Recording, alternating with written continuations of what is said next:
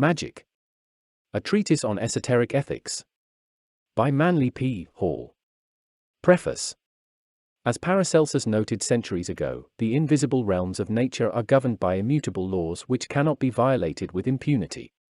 In recent years, researchers in many fields have been exploring the hidden side of life and nature, but few of them have given serious consideration to the moral and ethical responsibilities associated with their labors.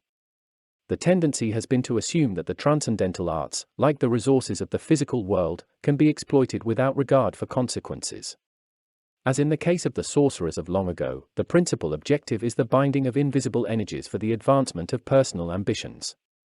Many innocent persons have become involved in magical practices and disciplines which are detrimental to character and dangerous to physical health. The abuse of powers and forces as yet but partly understood must result in both psychical and psychological tragedy. In this little essay, I have attempted to present in concise form a code of rules which, if faithfully followed, will protect both the individual and society. We are fully aware that the materialistic approach on any level of esoteric knowledge is contrary to the universal plan. We must all accept the burdens that come from the exploration of natural mysteries and dedicate our findings to the glory of God and the well-being of all humanity. Part 1. Children of the False Darkness.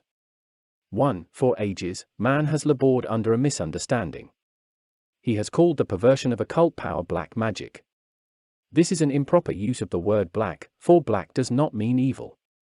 Black is the basic not color of all things, it is the source of all being, and represents the body of the absolute intelligence. All consciousness and light are born out of the chaotic blackness, and cosmic night, with its dark pralaya, is the father-mother of creation. Black darkness must forever shroud the workings of the infinite, and no matter how much light there is in the human soul, it is forever surrounded with the dark, seething substances of chaos. All manifestation is a concretion of dark and unmeasured possibility.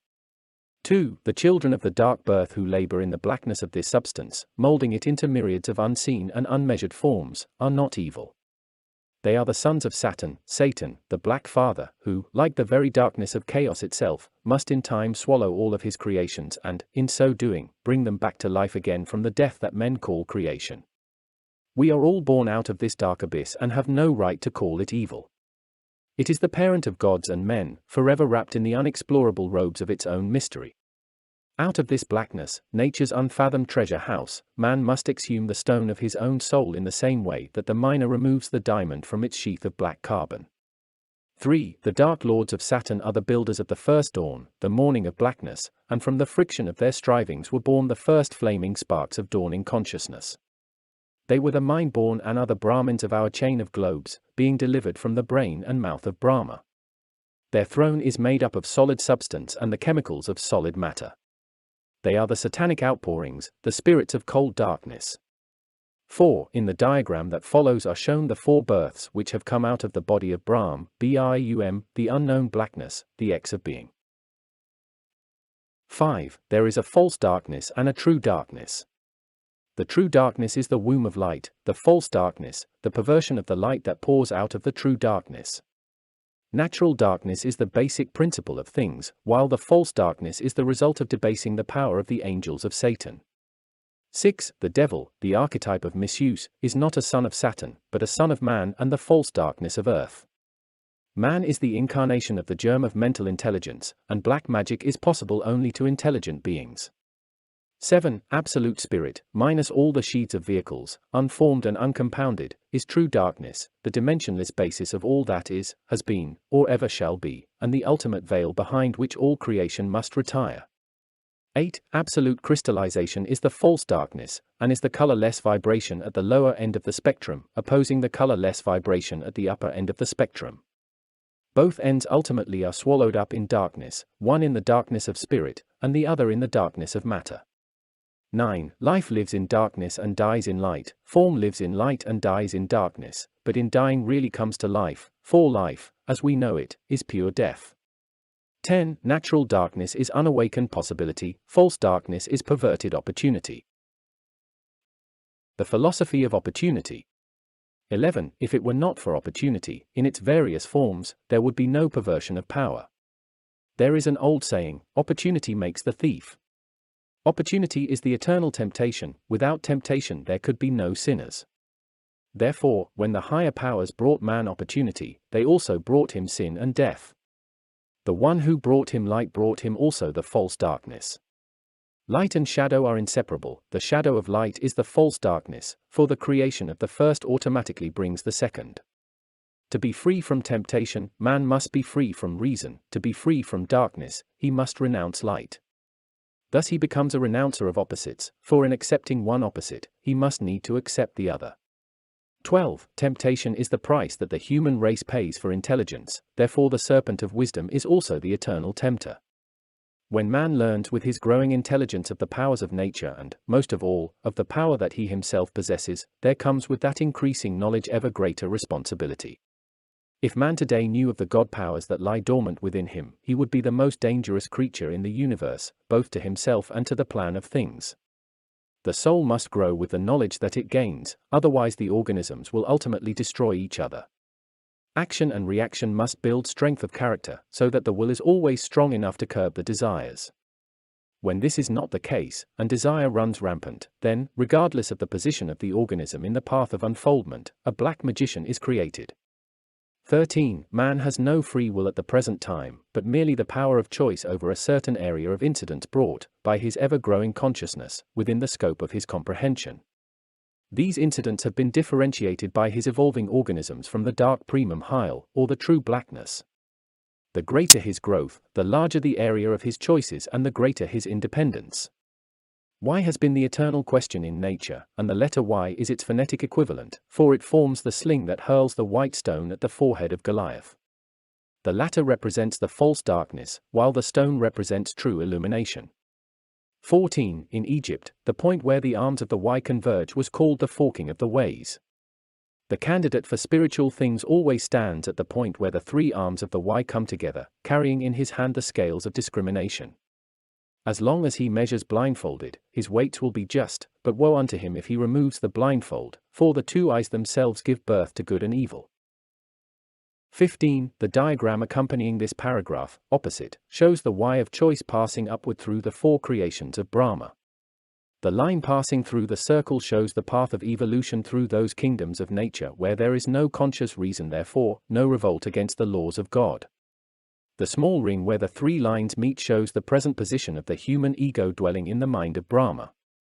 From it, the path branches. Man must now choose his own way instead of depending upon nature. He has in spirit and in truth reached the point where the scales of Libra have been inserted by cutting the sign of Scorpio Virgo in two and thus dividing the way of unfoldment. 16. During the first half of this fourth globe, the great ones came to man to strengthen him for his choice and to give him basic instructions through which he should learn to redeem his own soul. We know these demigods now only as mythological characters, but they were the ones who labored with the human mind while it was in the making, and planted therein the seeds of discrimination, which is the ultimate redeemer of human reason. 17. Those who follow the right-hand path enter into one of the 7 rays which lead to immortality, while those who follow the left-hand path enter the ray that leads to ultimate crystallization. Both lead to darkness, one to the immortal darkness of divine union, and the other to the mortal darkness of divine annihilation. The accompanying diagram may make this point clearer, following page. The fruitage of black magic, the left-hand path. Those who take this path, number 1, choose that their immortal spirits shall be the servants of lower bodies, in this way involving themselves in ever denser materiality and enmeshing their consciousness more and more in matter. If this practice is persisted in long enough, the spirit will be unable to disentangle itself from the substances of the lower worlds, and must remain enmeshed therein until the dissolution of the universe at the time of the night of Brahma, when the divine spark is cast into the blackness of the infinite through the rings of Saturn. By taking this path, the ego attains darkness, but it is the darkness of the tomb and of unconsciousness, reached through the path of perversion and negation. Its reward is the black death and the loss of the soul. Such an ego wanders in a great unknown without hope, reason, or understanding, while the endless wheels of chaos dissolve the bodies of which it has failed to make the proper use. The fruitage of white magic, the right-hand path. In taking this path, number 3, the spirit identifies itself with those who choose to liberate the divine essence from its bodies and to have them for servants rather than masters. The consciousness unwinds itself from matter in a spiral motion, and functions in ever finer substances, until it completely disentangles itself from form and consciously attains the resurrection. In so doing, it gains the powers to mold matter into whatever forms are necessary for its labors. It crosses over into the world of spirit, and enters what man can know only as darkness. Light is a form emanation, and when we enter the divine presence, we enter the omnipotent darkness. This in the living shade, over which we have perfect power and which contains within itself all things in unawakened potentiality. We have allied ourselves with the dark cause, the womb of light, and have become molders of the cosmic scheme. Path number 2. This represents the line pass not, the non-existing spiritual equator dividing the poles, and is that ridge which divides the black and the white paths, like that mystic line which separates day from night. In this, the spirit ignores opportunity, rejects Rhea, sun, and in this way comes under the law and mystery of the mechanics of opportunity. 18. All action immediately sets into motion the law of reaction, which the ancients have called the law of karma, which is the factor employed by nature for the creation of the soul. The rejecting or ignoring of opportunity, falling under the law of indifference and inertia, fails to result in a reaction. This, in turn, results in the starving of the soul. Those who have ignored experience are called the soulless creations, and are in the same position as those kingdoms which, like the angels, have not been given individual intelligence. The law or reaction immediately starts incorporating into the organisms the fruitage of the outpoured endeavor, in this way slowly transmuting the entire chain of vehicles into intelligent symbols or images of the path chosen by the consciousness. As one pole or the other slowly grows within the being, the atoms of the opposing substances are slowly crowded or forced out, or sloughed off, for lack of cohesion. The battle of these opposing qualities in the various organisms of life forms the groundwork for the great Indian battle of Kurukshetra, or the Armageddon of Christian theology. Through this subtle process, the student who lives the white path slowly starves out or else transmutes the powers of the black ray within himself, that is, if he is able to stand the conflict which must first take place in his bodies. On the other hand, the student who takes the black path slowly eliminates or destroys all of the finer principles within, until he becomes a very demon incarnate. Once having destroyed conscience, he does evil for the joy of it. Definitions of magic. Magic is the art of manipulating the unseen forces of nature. A magician is one who is capable of juggling the 4 elements of bodies. A magician is one who is capable of consciously molding the substances of matter of the 3.5 worlds of material substance.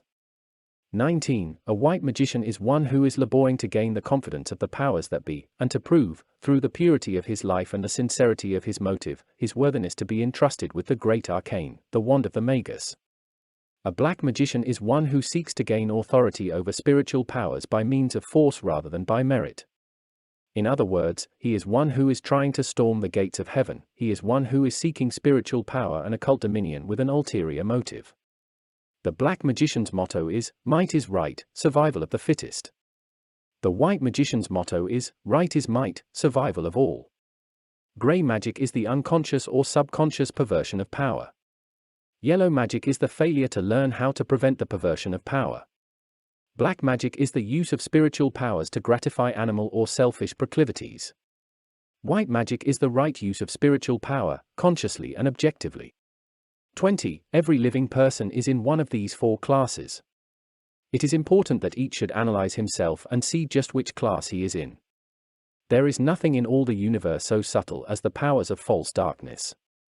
We must go over our lives every day, for we never reach a place of safety. The more power we have, the greater light we have, the stronger the temptation to abuse it or to use it for self-gratification. We must learn to realize that the greater the knowledge, the greater the penalty for abusing it. The sin that is excusable in the child is unforgivable in a man. Motive. 21. Motive is the key to the problem of magic. Even the greatest of white magicians can become a degenerate in an instant if his motive becomes unworthy. The white magician serves humanity, the black magician seeks to serve himself. 22. The black magic of the past, the darkness that sank Atlantis when man made slaves of the demons of the elements and chained them to do his bidding, still survives to this day. The black magic of the Middle Ages, with its witchcraft and orgies, is not dead, only its form has changed like all other forms in nature. It has incarnated again in our age with all its power and fury. It is gnawing as in the days of old at the very heart of our civilization, and if left unredeemed, will tear down and destroy our race. Under the garb of right, it masquerades as the messenger of the Most High, yet under its oral promises, forever lurks the menace of the goat of Mendes. In its false shadows hide the furies of hell and the vampires of the astral plane. 23. As the black magician has no legitimate means of securing his power, not having passed through the school of reclamation, he wanders the earth like the werewolves of old, vampirizing humanity to secure the vitality which he must have to continue his operations. 24. All who are not consciously fortified in the path of right are possible victims of these monsters of iniquity. All who are not consciously on the white path, and firmly established in the way of sincerity and truth, are in eternal danger of these harpies who float like soulless specters on the tide of evolution. They have the powers of invoking the demons who serve them, while the impartial natural law is misused hourly, that they may perpetuate themselves. The power of light in their hands becomes but a scepter of death, for many hands wield spiritual powers whose hearts are dead, whose minds are rotting dens of iniquity, and whose souls have long since bid them goodbye. They are lost beyond recall to this life wave, for they have killed out even the germ of good within themselves. They battle on, however, clinging desperately to life at any price, realizing only too well that eternity holds nothing for them. May the mercy of God rest upon them. Spirit is matter inverted, and matter is spirit inverted. The beast is God defiled. Part 2. The source of power in magic. 25. All occultists realize that there is but one source of vitality in the universe, and that is the emanation ring of the universal logos. This power is not split up until it reaches the lower worlds, where it grades itself according to vibratory rate. Magicians, both black and white, draw their power from the same great stream which pours eternally from the center of the causal being and spreads along the lines of the radius to the circumference. The difference between black and white magic lies not in the force used, which is always divine power, but in the manner that it is secured and employed. The source of the black magician's power is said to be the devil, to whom the infernal conjurer must sell his soul in exchange for the cooperation of this evil spirit in the attaining of his nefarious ends. In order to clarify this problem, let us analyze the composition of the devil, who is in reality the most abused creature in the universe, for man, through his perversion of divine energy, forever transmutes his own deity into a demon. The personality of evil. 26. For many ages, theologians have insisted upon personalizing natural principles. All the great forces of being are dressed up like puppets in a Punch and Judy show, and have the pronouns him or her applied to them. This is one of the main reasons for the inability of theologians to read the Bible correctly or intelligently. They are unable to see the abstract power under the concrete symbol. For ages, religion has made the devil a human being and, incidentally, human beings devils.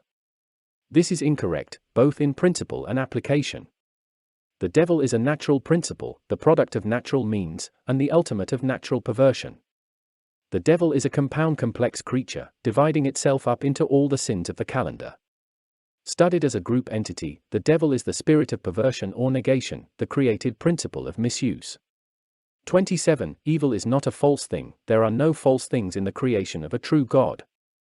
Evil is an abuse or misuse of power. It is the crossing of currents, or an interference with the plan. We may say, as one definition of evil, that it is the right thing in the wrong place. The worst evil in nature can be transmuted into good by the simple process of adjustment. The average intelligence of the consciously functioning man is sufficient to make a god out of any demon by the simple process of inversion. Likewise, he is capable of making a demon or evil thing out of any good thing or god by placing it in improper relationship to other things. The word devil is used to cover the two excesses of polarity in nature, for when uncurbed, either will destroy the organism that man is seeking to construct. The two great demons of creation are Satan, Saturn, and Lucifer, Mars, according to the Greeks, Venus. 28. Satan is the spirit of caution, prudence, and when pervert, negation. At his door are laid the sins of omission. Few realize that man is responsible for the things he has not done. That is part of the law. It is just as wrong not to do the right things as it is to do the wrong thing. Satan inhibits, he draws back, he holds aloof. He is keyed to crystallization, and his unhampered reign would result in cosmic inertia, for he destroys action. He is symbolized as the reaping skeleton, for he governs the bones of man and the planets, which are the bones of the macrocosmic man. He is the cold demon of ice that freezes the spirit in the blood, and is given dominion over the tomb of unrealized hopes. He is the spirit that finally calls unto himself all things which have poured out through his mystic rings. Lucifer, on the other hand, is the spirit of excess, the flaming son of rashness and the ruler of sense gratification, over which he wields dominion with a scepter of serpents. Those who fall victims to his power do deeds of violence, not because he wills it so, but because they have this spirit of energy and pervert him themselves. Lucifer is the light bringer. He is transmuted by man into the fiery demon of war and hate. His power is used by man as the inspiration of lust and passion, while he would have it used only for the attainment of ideality. Uncurbed, those who fall under the sway of his influence dash madly to their own destruction. He always is opposed to Satan, seeking to snatch the soul of man from the cold embrace of Saturn. He is the heat that incubates the soul, but man uses him as a flame to burn up reason. 29. All the powers in nature naturally serve good, but as they are the servants of those capable of wielding authority, man makes out of them barbarous spirits who damn his own world. Between these two thieves of excess, Satan, utter coldness, and Lucifer, blazing heat, hangs the spirit of man, crucified like the Christ of the sublime allegory, seared by the burning fire of one, chilled to freezing by the negation of the other. Here is the great truth. Suppose either of these forces which man has made into demons were to withdraw, what would happen to the plan of being? 30. If Satan were to go out of the scheme, man would be burned up by the fiery passions of Mars and the angels of Lucifer. Without the chill, caution, and curbing of Saturn, his soul would speedily be lost in utter debauchery and licentiousness. If on the other hand, Lucifer should withdraw, man would soon be a stone again, incapable of incentive, of motion or emotion, and chained, like the sufferers of Dante's Inferno, by the icy fingers of death. 31. Thus it is that the eternal battle of these great principles, like night and day, tempers the blasts, and blends them to the good of man, that he may ultimately reach the goal to which he aspires. Such is the mystery of night and day. If the sun were to shine all the while, man would be burned up with its rays and so vitalyzed that he would speedily turn into ether, while if night forever enshrouded him, he would gradually return to crystal. 32. Satan and Lucifer are not evil, but are two of the greatest powers in all creation. Without them, the universe could not come into being, for Mars, with the Lucifer angels, is the dynamo of our solar system, and without them, the planets could not keep up their endless march. On the other hand, Satan builds the earth and worlds by his crystallization, without which we would have no solid substances to form bodies. It is not force or power, but the perversion of force which constitutes evil. The magician says, demon is deus inversus. We may say, the demon is power perverted. Therefore man, the perverter of power, is the creator of demons, because he is the lowest creature capable of exercising authority from within his own being. The lower kingdoms are forced to react upon group impression and obey unquestioningly. 33. In Paradise Lost, Milton tells how sin and death were launched into the world as the result of the disobedience of man. Satan, as prudence, negation, and crystallization, represents death, who eternally inhibits his creation, while Lucifer, as energy and action, represents sin, the positive expression of misuse. They go about ministering to the needs of creation as constructive and helpful powers, until the black magician, with the innate perversion of his own soul, bends them from their appointed way and launches them upon man as spirits of hell. The ancients called the forces of nature the one-eyed gods because they were no respecters of persons, but fulfilled their appointed paths, whether it be to kill or resurrect. The individualizing consciousness of the 7 rings of sparks cast from the universal pralaya must become the one molder of these forces, and the karmic responsibility for this molding, and the expressions of these forces, rest not upon the forces, but upon human and superhuman intelligences. 34. The black magician is one who learns to manipulate these forces for selfish and destructive purposes, his own aggrandizement of the fulfillment of desire, while the white magician prays that he may learn to manipulate them as God would have them manipulated, for the salvation of the divine creation. The powers are in the hands of those capable of invoking them. It makes no difference whether for good or ill. For this reason, the schools of white magic conceal these powers from man until, through growth, purification, and unfoldment, he gains the proper incentive for using them. The power of black magic. 35. We must disabuse our minds of the idea that the black magician cannot injure us because we are in the right, or that he is weak because he is evil. This is a foolish concept, taught to prevent man from strengthening himself, and is propaganda of the black path itself. It is just as foolish as to say that if a prize fighter were boxing a baby, the baby would win the fight because he had no ulterior motive, or because his soul is undefiled. Thousands of people have not enough ambition to develop the necessary strength. In fact, they do not even know that their soul is worth saving. They are living honestly, they are good Christian people, but so purely negative that they are positively advertising the fact that they are easy marks for anyone desiring to avail himself of the opportunity. They are not black themselves, but they are the type that helps to make possible the perpetuation of black magic. 36. That right will ultimately triumph is undeniable, and that the black magician will fall victim to his own excess is a literal truth, but many must bow their heads to the tyrant while he passes, and only those who are strong are in safety.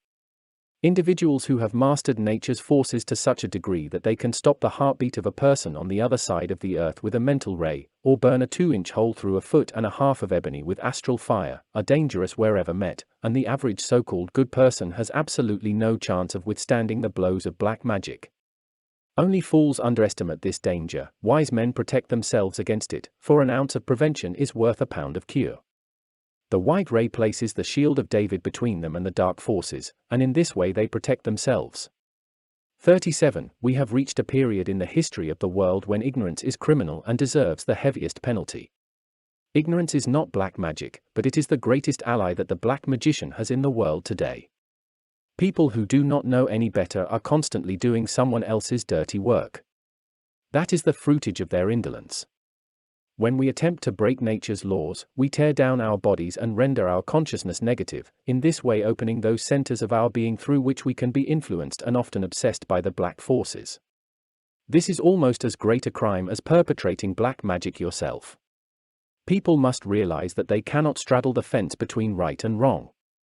They are either on one side or the other, and while doubt remains, we can count them as being on the black side, for doubt itself is an attribute of Satan. Those who are not striving for the highest, partake of the lowest. 38. Let us meet this problem fairly, neither with fear nor with too much confidence. In humility and contrition of spirit, let us realize that the work being done in the world by the black forces all the time is very real.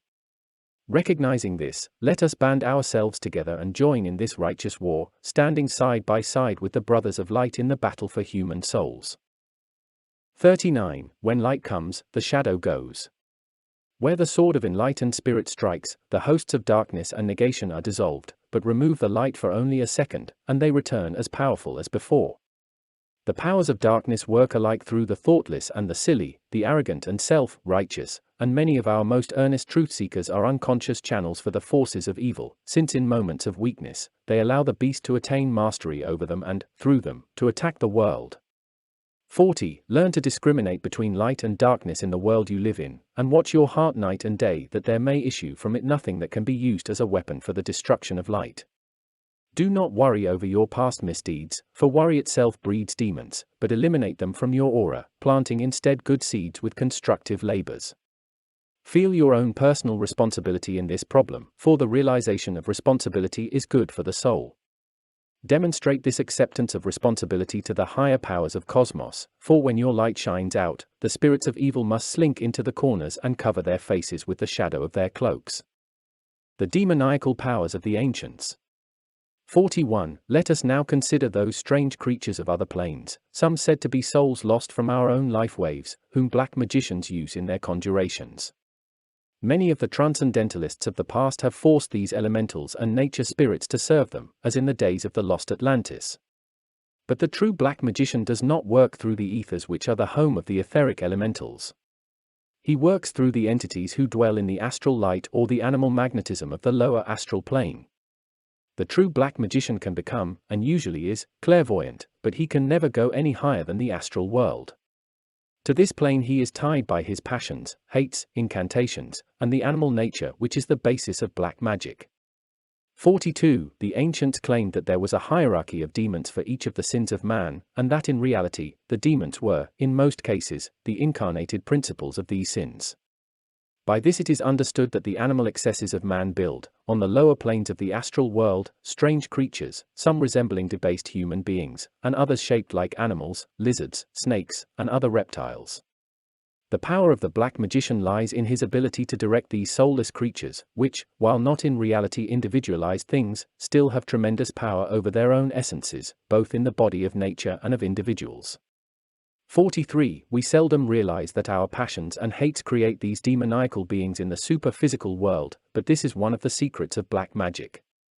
Every evil or debased thought and emotion of man helps to build these tearing, rending creatures, the innate qualities of which become, in the hands of those who know, agencies for the destruction of the powers of light.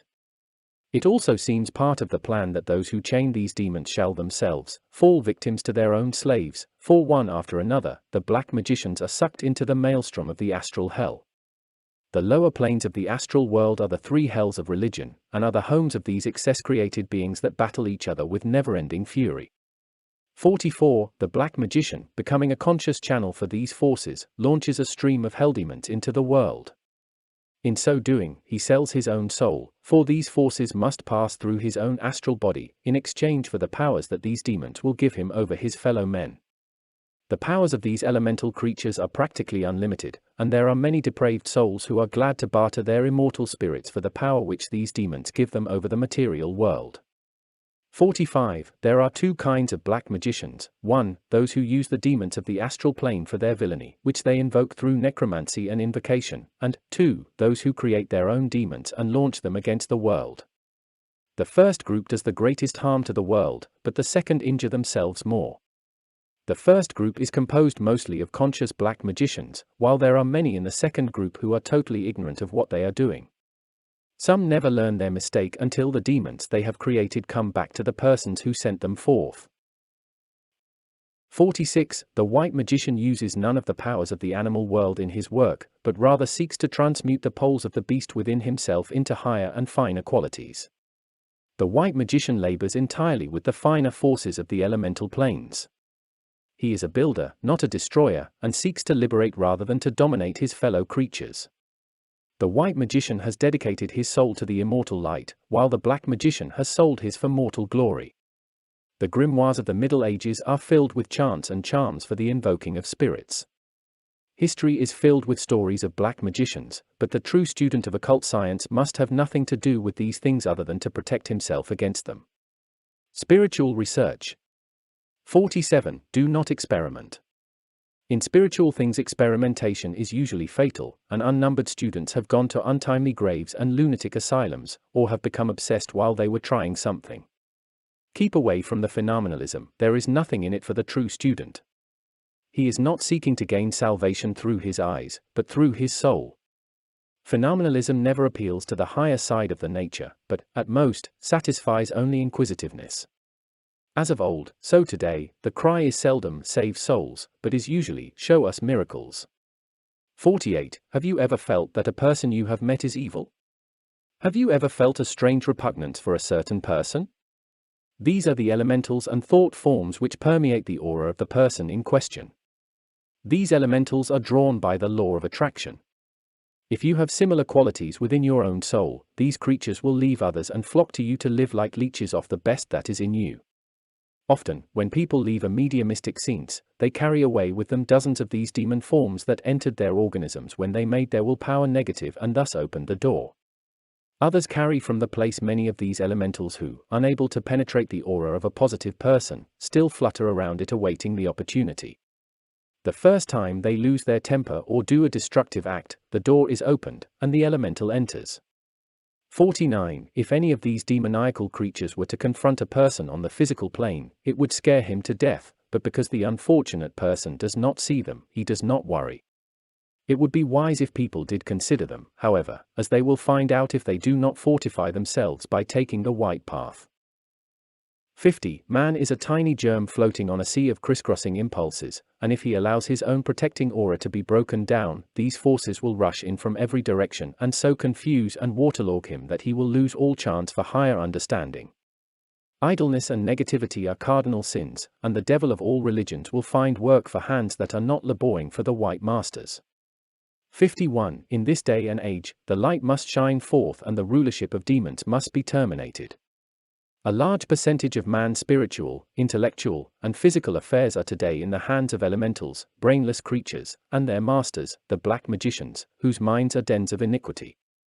Out of this world must come a few, who with hearts and souls undefiled, will keep the light burning, that the powers of darkness shall not triumph. 52. The false dominion of demons must fall, and with it the goat of Mendes, the prince Baphomet of the world. The false light and the false darkness must pass away, that the light of truth and the true darkness may come into its own.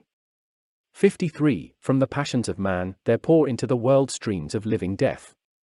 From the hearts and mouths of men, sin and death are launched into being. These will go forth slaying and to be slain, bringing down upon civilization the curse of the gods. Black magic will sink our continent, as it has those that have gone before it, for it launches upon us the furies of the elements and the holocausts of earth. Only one procedure can prevent this cataclysm. These demons must be starved, all passion must be transmuted into compassion, and the black magician must be brought into the light of truth that the law may be fulfilled. Go thou and labor in the vineyard. In the name of Jesus Christ, our Lord. Part 3. The mechanics of magic. 54. Man is composed of three principal parts: spirit, mind, and body. Body, in turn, is divided into vehicles and essences. The essences are divided into two distinct divisions: a distillation of body consciousness, commonly called the soul, and the archetypes or molds. These molds are often referred to as patterns, trestle boards, and architectural plans, after which the bodies are shaped and fanned. 55. The vehicles or bodies of man are four in number, each having its respective mold into which it is cast while in a fluidic or mutable condition.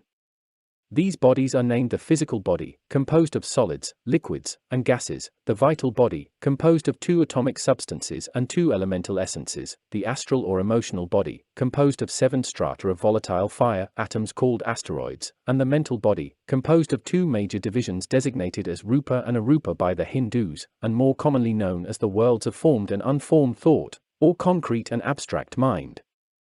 These four bodies constitute both the chain of vehicles which we know as the inferior nature of man, and the invisible causal bodies which act and react in or through physical substance. In India, these bodies are called a string of beads through which the life thread or consciousness runs, connecting them all together. This thought is beautifully expressed by Krishna in the Bhagavad Gita. 56. From the macrocosmic man radiate the four areas of activity which result in the forming of the body chain. From the mouth of the Adamic prototype was ejected Brahma, the mind-born, as a personification of the ancient element of air. Without the element of fire and light, its manifestation, air was colorless, and was referred to by the ancients as the true blackness. This was called the crown of chaos by the great Robert Flood. It is the true darkness which precedes light, and may be truly called the womb of cosmos. It should be remembered that this figure merely represents Brahma in the aspect of Shiva, or the creator of the form world. He becomes the four-headed cherubim described by Josephus, and also the Hindu Brahmin in his four-headed aspect after his fifth head, Akasha, had been destroyed by Shiva. In simpler words, the figure represents the lower planes of our planetary and solar systems, those rates of vibratory force which react tangibly or intangibly upon the substances cognized by intelligence, sense, or sensation. 57. We know that our scheme of worlds began as thought forms, or as science pleases to call them, dark nebulae. This darkness is the substance from which were differentiated the mind bodies of the present human race. The word substance, in this case, refers to the intangible mass of mentoids which composed the mind body of the archetypal Adam. At the present time, the lords of mind, or the formless air devas, function in bodies composed of this attenuated substance, which Herbert Spencer defines as the basis of thought power. It was from the darkness of this primum hyle that the visible universe was differentiated, when the dark nebulae in the process of their strivings, to use the terminology of Jacob Boehmer, were brought into visibility through the glowing light created by the friction of the dark atoms. 58. Thought awoke feeling, and the fire worlds were born, and our system, celestial and terrestrial, existed as a flaming nebula. The occult philosophers agree partly with the theory now known as the nebula hypothesis concerning the origin of our solar system. They teach, however, that the planets are never actually thrown from the parent sun or nucleus, but really remain as individualizing centers within the auric body of the parent globe. The fire worlds, according to the Brahmins, were born from the arms and shoulders of the archetypal man. They were called the red suns, or the fireborn, and the twisting and seething of flame was considered symbolic of their strivings. They represent the astral or emotional body of man, for all of the fire in human nature is an expression of the eternal principle of fire in the cosmic man. 59. Feeling gave birth to impulse, vitality was established, and the brown man was born from the viscera of the divine prototype. He was the waterborn. He was ordained to labor in the fields and stores, for he was the principle of strength and energy. Geologists know, and so do astronomers, that when the planets were in process of cooling, great clouds of mist surrounded the molten globe. This humid ether was regarded by the ancients as the veils of the world virgin. Under its influences were individualized the moon-faced gods, or shades and shadows. It corresponds with the vital body of man. Finally, the crystallization of humidity resulted in the formation of the solid earth, referred to as the black man, often called in India the Sudra, or the creature born into slavery, doomed to live in chains until the night of the gods dissolved its shackles. This is the physical body of all things, which bears witness through its functions and powers to its quaternary constitution. 60. It is interesting to see how closely the mythology of the Brahmins coincides with the latest discoveries of science. In the ancient Buddhist hymns, we find many references to the unfolding atoms. Thousands of years before the Christian era, the Tibetans knew that an atom was a solar system, but because ideas were expressed symbolically, the Oriental minds have never received proper credit for their philosophical penetration. 61. As the universe began as a dark nebula of mind stuff, so man, the little universe built in the image of his Father and bearing witness to the functions of his creative pattern, also began his physical manifestation as a mineral thought form. Later he appeared as a fiery plant, and gradually, after many ages of transition, this plant became a sacred animal composed of a body of humid ether. Later, like his celestial archetype, he incarnated into physical substance as a human creature. 62. As a thought form, he had but one body. As an astral plant, he had two bodies, one composed of mind ether, and the other of fire ether. As an etheric sacred animal, he added to these two a body of water ether, and as a human being, he adds a fourth composed of chemical dense physical ether. 63. Man remains in the physical world, according to the ancient wisdom, for approximately 800 earth lives, during which time he passes through an infinite diversity of human forms and environments, and learns to master the various organic qualities from which dense physical vehicles are manufactured. His great work during that time is to master the element of earth, and gradually to incorporate into his water, fire, and air bodies the qualities and essences which he extracts from his experiences in substance. 64. Man still has the three higher bodies, which are invisible but nevertheless all-powerful. Without the vital body he would be a mineral, for the stones and metals have not individualized any of the vehicles above the physical dense structure. At the present time, the fire, air, and water bodies of man are manifesting only through the physical, earthy, organism, where the air body gives the power of thought, the fire body the power of motion and emotion, and the water body the power of reproduction and growth. Therefore, while unseen, there are many manifestations and functions which bear witness to the power of man's invisible constitution. 65. Occultists call the dark air body the mental sheath, the flaming fire body, the astral sheath, the humid water body, the vital sheath, and the physical body, the dense chemical sheath. These bodies, one within the other and interpenetrating each other, compose what the human mind recognizes as its vehicle of consciousness. Through the mental body, man secures that reflection and thought which make him greater than the animal. Through the astral body, he secures those qualities of motion and emotion, sense, color, and feeling, and any other qualities the expression of which makes the animal superior to the plant. Through the etheric body, he gains the power of reproducing his species and also the functions of assimilation and excretion, for in these things the plant is greater than the mineral.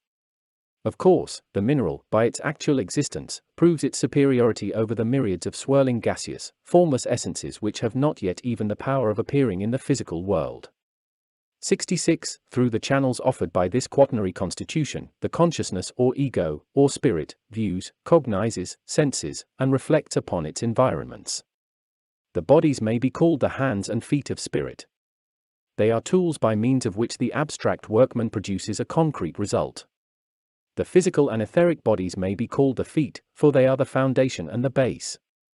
The astral and mental bodies may be called the hands, for they are vehicles of attraction, repulsion, and ingenuity.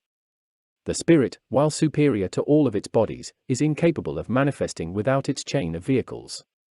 This divine spark must always be limited by the quality of its bodies. In all too many cases, it is the servant of its own dependencies. Instead of ruling its world by apostolic succession, the spirit is generally bowed and broken by the endless demands of the lower nature. The appetites, desires, and selfish propensities cast the spirit into a dungeon, while a false and cruel monarch rules the empire in his stead. 67. Some of the ancient Greeks symbolized man and his body by the human hand. The four fingers represented the body with its four major divisions, while the thumb, which works with none of the fingers but is useful because it is against the fingers in all of its functions, is used to symbolize the consciousness. In Scripture, it is stated that God has set himself against his children. It is also interesting to note that man is the only creature that has a thumb working against the fingers. In even the highest simians, the thumb works with the fingers, being in reality only an extra digit. 68. Some ancient students have even correlated the three phalanges of the thumb with the Trinity. The first, or distal, phalanx, including the nail, was held sacred to the Father, and its size and shape was used in determining will power. The second phalanx was considered when analyzing the mental and reflective powers of the subject, while the third phalanx, which is usually large and forms part of the palm of the hand, when overdeveloped was considered a symbol of a strong animal or physical nature, being sacred to the Holy Ghost, or the East Indian Shiva. 69. These 5 parts, the consciousness and its 4 bodies, were symbolized by the 5-point star, or pentagram. This was known to medieval alchemy as the sign of the cloven hoof, and also as the Star of Bethlehem. According to the Pythagorean system of geometry, the Masonic apron, with its 4 points or square and the descending point of its triangular flap, symbolized the same thing. The lower flap conceals the mystery of the murder of Hiram. The raising of the flap symbolizes his resurrection. 70. The average individual does not realize that life, consciousness, and intelligence are separate and apart from physical substance, merely functioning through chemical bodies during the temporary span which we call life in the chemical world. One of the great occult laws is that to function in any sphere or plane of substance in nature, you must have a body sensitive to and capable of adjustment with that plane of substance. The student must realize that each body is capable of domineering over the others, and also of being dominated by superior or stronger forces. To abnormally develop any phase of the nature is to create a tyrant that, because of superior strength, will vampirize and tyrannize over all other parts of the nature. 71. It is the power given by wisdom and knowledge that makes the occultist superior to his fellow man, his superiority being proportionate to his superior intelligence. In every walk of life, the uninitiated will be confronted with mysteries. To the average person, the working of a gasoline engine is just as mysterious as calculus would be to a kindergarten child, but intimate relationship and study result in that familiarity which gives ease in handling and intelligence in directing. It has been well said that no man is a stranger to his own valet. The philosopher is a servant of God, and by perfect serving, soon becomes capable of thoroughly understanding the desires and dictates of his divine master. 72. There is a real science even in pegging shoes. Only after years of apprenticeship can man hope to master any craft. In spite of the terrible caste system in India, it is interesting to note that an individual who excels even in the simplest thing is given recognition, and may mingle with those of superior caste. There are but few who excel in anything, while of mediocre people in all walks of life the number is legion. Have you ever watched an individual who is handling with impunity tremendous units of electrical energy? If so, you realize that knowledge is power. The electrician is safe, because he knows the laws governing the thing with which he is working, but, should the electrician become careless for a moment, or a person who knows nothing of electricity attempt to do the same thing, he courts instant destruction. 73. The laws of nature obey no man. They know neither virtue nor vice. Like the one-eyed cyclopes of the Greeks, they are giants that fulfill their predestined work, unmoved by the right or wrong use of their forces. The wise man obeys the laws of the substances with which he works, and thereby causes these substances to work for him, but let him for one instant break the laws of the energies which he is controlling, and they destroy him without compunction or discrimination. 74. An occultist is an expert in the science of life. As an operative magician, he is able to manipulate the forces of nature to the gratification of whatever end he may desire, but woe to him if those ends are not in harmony with the natural plan. By means of his knowledge, he may work miracles, like the magicians of India, but his feats are miraculous only to those who do not know as much as he does concerning the subtle forces of nature. 75. The control which knowledge gives over ignorance on the spiritual planes of nature is very much like the control that wealth gives over poverty in the physical world. Wealth may be a blessing or a curse, so may knowledge, which is mental wealth. The wise man will always be master of the fool, for he has a mentality which is capable of demanding respect, and the fool must bow down to that thing which he cannot comprehend. In every age, a few have come into the realization of nature's tremendous powers, and in one way or another, legitimate or otherwise, have become temporary wielders of the serpent scepter. As a man can steal money and remain wealthy until the law dispossesses him, so may a black magician steal a certain amount of divine power and manipulate it to the gratification of his own ends until at last his misuse of power destroys him. 76. During the later Atlantean world, and again in our own modern civilization, there have been and are minds powerful but not virtuous. These two words are not always synonymous. Some of these perverted beings were actual demigods, as glorious as Satan himself, but their misdeeds and falsity sent them hurling into oblivion, like planets gone wrong. These demon gods bred black magic, the perversion of power, in the minds of men, and to this time, it has remained nurtured by man's besetting sin-selfishness. 77. Evil will never cease to exist until selfishness and greed are overcome as factors in dictating the attitudes of men. It is the common thing for the concrete mind to sacrifice the eternal to the temporal. Man, concentrating upon the limited area of the known, loses sight of the effect of his actions upon the limitless area of the unknown. Short-sightedness, consequently, is the cause of endless misery. Moral short-sightedness results in vice, philosophical short-sightedness in materialism, religious short-sightedness in bigotry, rational short-sightedness in fanaticism. 78. Wise is the man who serves the greatest end.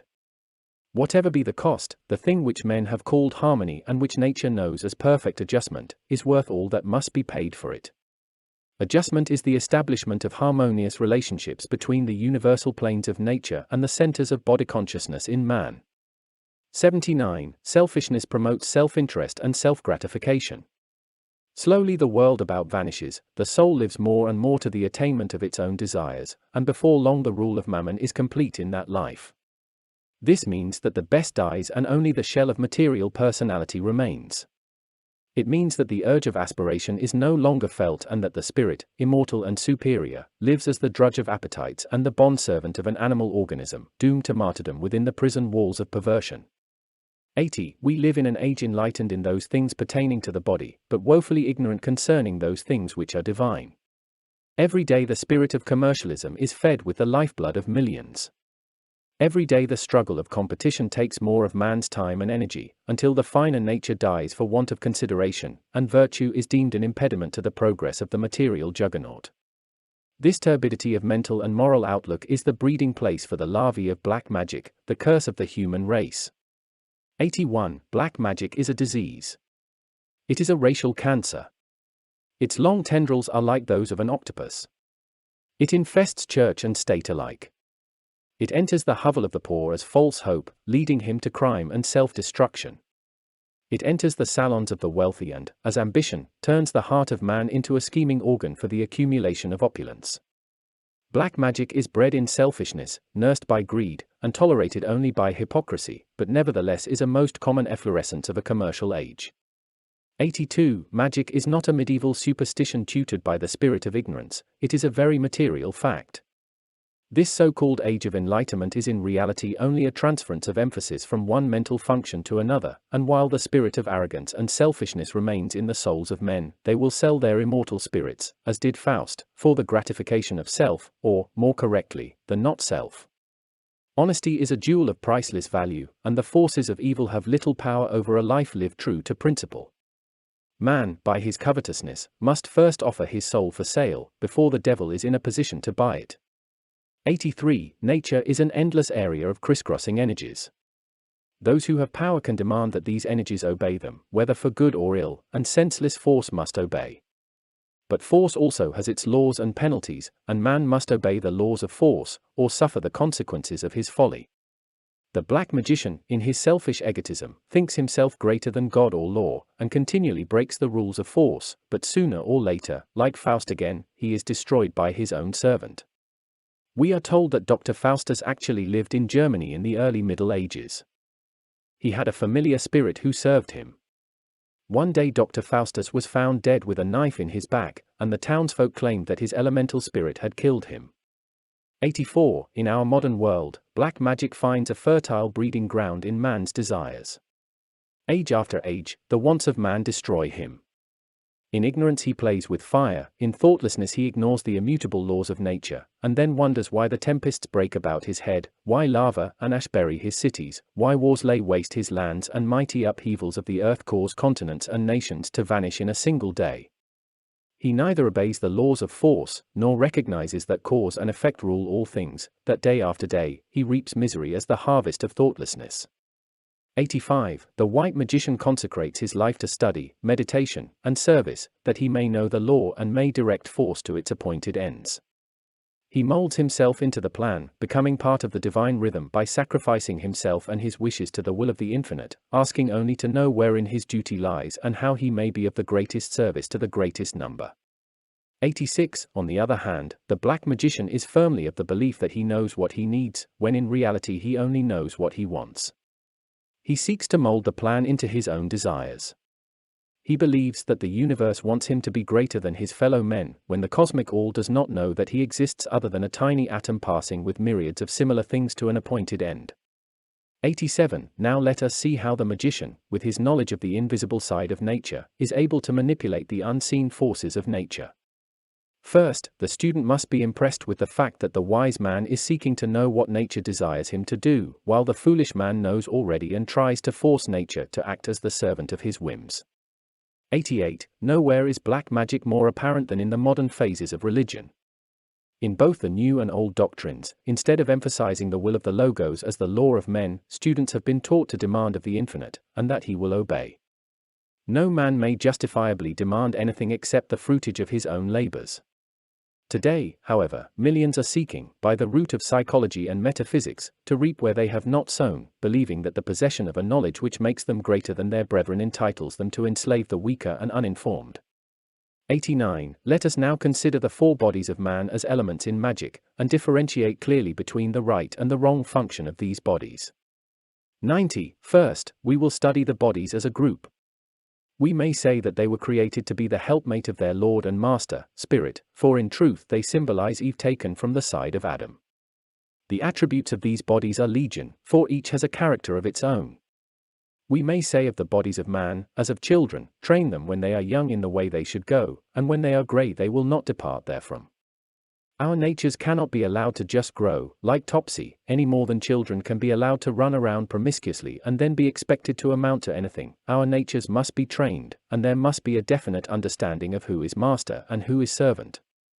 91. A near philosopher allows his mind to ramble, thus creating a host of abominable and absurd concoctions of witless thought. He involves himself and those about him in argument, dissension, and never-ending streams of self-contradiction. He tries to solve the economic situation, creates new religions without learning the old, and buys his thoughts at pawnshops, his general purpose in life being to tear down something. He is like some of the writers of medieval literature, who strove to give the impression that other authors were liars. 92. His mind, which should clarify the issues of life, does nothing but complicate them, and is used only as a means of finding gratification for the senses and thrills for the nervous system. His emotional organism is a mass of appetites and whims. He mistakes ambition for aspiration, cowardice for prudence, greed for economy, and lust for love. So we may repeat, that through all this chain of bodies, we see that the consciousness, instead of being clarified by its bodies, becomes more hopelessly involved by them every day. We may say, by way of definition, that white magic is the service of the real, the consecration of life to the protection and unfoldment of the real. It is the use of the forces of nature for the good of all. Black magic is the use of wisdom and its accompanying power to gratify sensation, ambition, desires, greed, and that medley of function which we call the personality. Its inevitable result is the destruction of the entire spiritual and physical structure. 93. The white magician seeks to gain control over himself. The black magician seeks to obtain control over others. Man has 4 centers of consciousness, 4 tangible assets, which he may consecrate to the attainment of reality: his mind, his heart, his vitality, and his physical body. A man may be forced to serve another, if that one can temporarily or permanently secure dominion over any of these 4 centers. To secure dominion over the physical body of another is to make that person a slave. To secure control over the vital body is to steal the vitality of another person, as in vampirization, where one person lives off the life essences of another. A common example of this can be seen when young people are brought up in the association of elderly people. The radiant energy of the child is sapped by the older person. As a result, such children are usually very nervous and seldom strong. Another example of the control of the vital system is to be found in mediumship, when decarnate spirits take ectoplasm from the spleen of a medium in order to materialize. This usually results in the nervous and physical exhaustion of the medium, for he has given his own life as a vehicle to the outside intelligence. 94. The astral body is usually attacked through an excess of feeling, such as religious frenzy, grief, fear, or hate. When a person realizes that he can influence others while they are incapable of reasoning because of emotional excess, and awakens these emotional excesses for the purpose of influencing the weaker ones, as in the case of an evangelistic revival, such an instigating mind is a black magician.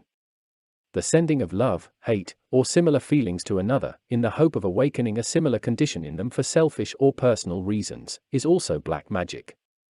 95. Mental black magic is far more complicated, for it includes practically all prosperity metaphysics, autosuggestion, mental suggestion, occult treatments, demonstration over environment and conditions, the misuse of hypnosis, mesmerism, personality culture, and other varieties too numerous to mention.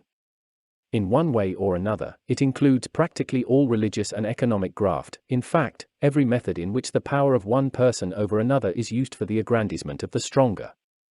It covers every method of gaining superiority, except those based on an honest use of the merit system. Those who can do a certain thing better than others, do not need black magic in order to excel at all. We find, under perversions of this idea, such business subjects as psychological salesmanship and the like. The systems advocated work admirably, but they bring endless sorrow to whoever attempts to use them. 96. People who use these false systems vindicate themselves, for the most part, on 2 unsound hypotheses. 1. That God has intended man to have whatever his puny intellect desires. 2. That man knows what he needs. Both of these are false assumptions. Man was not intended by God to be rich, wise, beautiful, healthy, witty, of charming personality, or happily married. This does not mean that the Lord has any objection to any of these things or all of them. It merely means that if man desires these things, he must go forth, as Adam was directed to do, earning his bread by the sweat of his brow and not by the sweat of somebody else's. 97. The aura of man's consciousness is his dwelling place. It is his feudal castle. Though he be driven from his home, from his world, that is his sanctuary. None has a right, for good or ill, to enter that sanctuary, other than by the door, any more than one would have a right to enter another's home by the kitchen window. The door of the sanctuary, in this case, is the physical world, because here all men have the privilege of knowing their opponent. Here all have an opportunity to struggle against the thing they do not desire. Here your brother has the privilege of rejecting your proposition, or of accepting it, if such be his pleasure. He may let you into his house or keep you out, as he may see fit, for here at least there is one equality. Men may say yes or no, according to their moral dictates, and may have the privilege of defending their integrity with their lives. 98. You may go up to your friend John and say, "I wish you would stop smoking, you ought not to do it."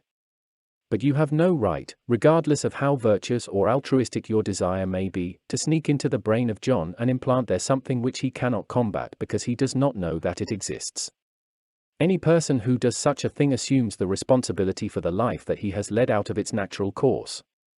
99. The masters themselves, our elder brothers, will enter no man's house unless invited, for they accord all creatures the privilege of living their own lives. If an occultist were to break both legs, and should ask, in whatever way he knows, that one of the great healers should mend his left leg, the healer would come, labor with that leg, and go away, even though he knew the right were broken also. He will not touch it, for he has been given permission to work upon only one. 100. Wisdom is given to no man until he asks for it, for in nature every creature is accorded the privilege of unfolding its own destiny, guarded and protected legitimately by those intelligences placed there by nature for that purpose. Those about us in the world who seek to assume the lives of others, and set aside the law of individual completeness, always injure and seldom do good. 101. An aged and wise Chinese once set out to visit a distant place. He sent a messenger ahead to tell the good folks of the house to prepare him no food save rice, but when he arrived, he found a many-course dinner awaiting him, for the good family felt that they must so honor his presence. The philosopher reproved them, saying, I asked for rice, you have given me fish, I asked for rice, you have given me corn, I asked for rice, you have given me meat, I asked for rice, and you have given me sweets, and among all these things you have given me no rice. Observing that the family was hurt by the words, the philosopher added, I have lived these many years, and, after studying carefully this body which God has given me, I have found that it doth flourish nobly upon rice. It was with wisdom that I ordered rice, it was with folly that you insulted me by offering other foods. You say that I am a great philosopher, that I am wiser than all other men, and yet you did not think me wise enough to order my own meal. In the same way, when our brother asks for rice, we have no right to give him meat because we think he ought to have it. It matters not whether the meat be physical or spiritual, whether the rice be literal or allegorical. 102. No man who is sick should be healed merely because he is ailing. He should learn the lesson that accompanies the disease that he has brought upon himself. To affirm health is foolishness, to find out the reason for the ailment, make right the wrong, and become healthy again, is wise and proper. To be so moderate, so wise, so thoughtful as not to become sick, is still better philosophy. It is black magic of the worst kind to interfere in any way with the individuality and mental independence of any human being. If this individual becomes a menace to society, it may become necessary to incarcerate him for the good of the community, but this does not in any way interfere with the conscious functioning of his mind. 103. If the incident shows such a one the error of his ways, it is well, but whatever the result, he has been permitted to remain the maker of his own destiny and the captain of his own soul. He is at least living his own life and dying in the way that he chooses. He has been reasoned with, and it has failed, he has scorned pleadings and prayers. All has been done that man can do. Let no one enter the sanctuary even of the criminal soul, for as his spirit is a part of God, endowed with the inalienable prerogative of choice, so the vengeance of God will descend upon him who seeks to steal in and cloud that brain or influence that divine spark against its own will. Many an individual has played havoc with the laws of nature by not allowing the individual to fulfill his own destiny. 104. We cannot always tell why souls come into the world rich or poor, some to grow strong and survive, others to become weak and succumb, but this we do know, that the law of karma directs these things, placing each life where it will best learn the lesson needed for its growth. Some must learn in sickness and pain, others in laughter and joy. Some must learn to be exalted, others to humble themselves. But all are here to save their souls by the sweat of their brows, to knead the bread of their own existence, even though they must mix it with their own lifeblood. 105. What man of myopic vision dares to ordain health for the sick or illness for the strong? Who dares to say this poor man should be rich or this man should be poor? Does he know the reason for his coming? Does he know the virtues and vices which, lying hidden in the past, are the invisible causes of his present condition? Does he know the reason for the environment wherein he dwells, or the urges that have led him to his present state? If not, then he should be silent. 106. By this we do not mean that the world should be sympathetic or unready to help. We do mean, however, that the help should be given, and not forced, upon the other. It means we should serve each other, help each other, and love each other, but we should never try to obtain the whip hand over another or over nature. 107. What right has anyone to believe that man was born into the world to be happy? In the Arabian Nights, it is written, happiness must be earned. We are born with a divine birthright, a mind, a heart, 2 hands, and 2 feet. If any of these be missing at the time of our appearance, we have some other function proportionately developed to take its place. With these tools, we may go forth and earn happiness, but we have no right to assume that someone is going to thrust it upon us. We have come here for experience, as a child who goes to school. We may be happy in our studies, or we may curse them all the days of our lives. The wise are happy in doing the thing that should be done. When we command the universe to make well the sick or to make the rich poor, we know not whereof we speak, for in our zeal and ignorance we may be doing an irreparable injury to the one we love, like a parent who cannot deny his children the sweetmeats that they want. In granting their desires, we endanger both their lives and their future efficiency. 108. Let us rather assist all to adjust themselves to things as they are, helping to build a more noble destiny for themselves, not trying to give them something or force the unknown upon them, but rather assisting all to develop those faculties which will make them worthy to have things which they desire, and that great peace which all the world is seeking. When we ask the Infinite Father to give us those blessings which we lack, or to straighten the crooked paths wherein we walk, let us always add this stipulation to our endless string of desires: let these things be, if they are best for me; if not, thy will, not mine, be done. Let us always qualify our will to achieve by such deference to the divine will that alone does all things well.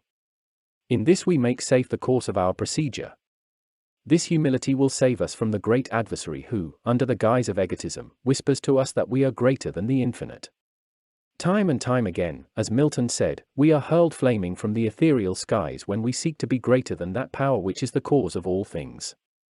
109. We all want the good things of life, we all desire to be surrounded by friends, but we have no right to expect to attract any of these things except when our own lives have earned us the right to be honored, respected, and admired. The struggle of modern competitive ethics is very keen, but it offers to the winner a prize in keeping with the intensity of the strife. The environment of modern social conditions was created by human qualities and temperaments, and man has placed himself therein in order to learn how to adjust himself to its complications and uncertainties. The victory lies in the control he gains over himself, his viewpoint, his temperament, and his idiosyncrasies. 110. Man has long considered happiness to lie in dominating others, or in keeping up with the standards of the Joneses.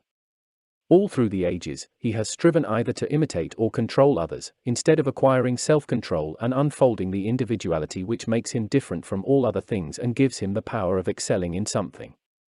When man exchanges his daily life of service for mental shortcuts, and excuses his vices instead of mastering them, he is falling under the influence of black magic, a subtle power which caters to the worst in him. People are eternally trying to walk out of difficulties, instead of trying to work out of them. The result is always fatal, for the problem evaded must be forever the problem unmastered.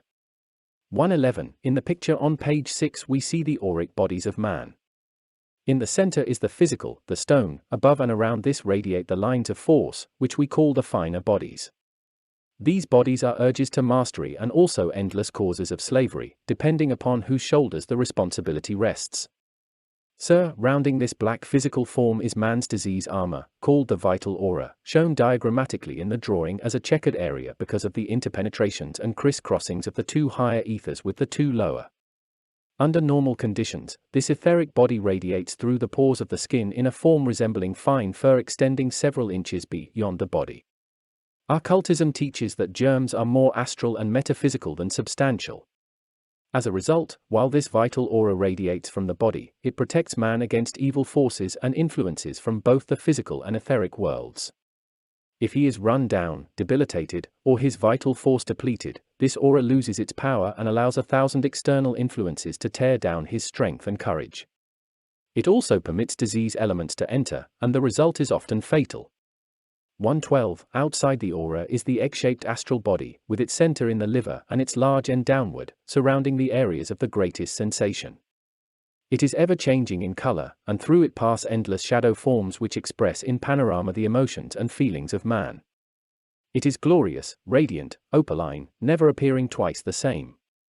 Outside this is the mental body, as it would appear in a highly developed adept, as an egg-shaped vehicle with its large end upward, bulging through the area of greatest intelligence.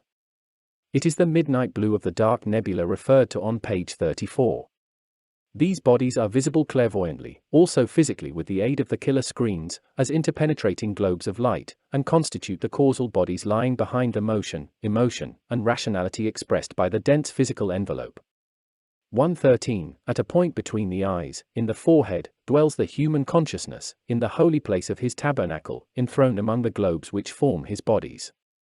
Man, by his actions, is gradually unfolding the possibilities lying latent in his physical body. By his conservation of energy, he is gradually unfolding sequentially the centers of his vital consciousness. This end can be attained only through intelligent living, for the vitality is extracted from the atmosphere, from the sun's rays, from our food, and from other sources. Through gradual purification and regeneration of his emotions and feelings, control of his fire-mist body with its outbursts and excesses, man gradually raises the vibratory rates and unfolds the latent possibilities of the astral body, thus redeeming the animal soul. By his thoughts, ideals, and aspirations, aided by the twin faculties of logic and reason, man gradually gains control of that seething mental vortex which will later put him in harmony with the divine mind of the solar god. 114. The occultist is taught that the so-called worlds of nature are the bodies of the solar man, and that each of these bodies corresponds with the lesser vehicles within man himself.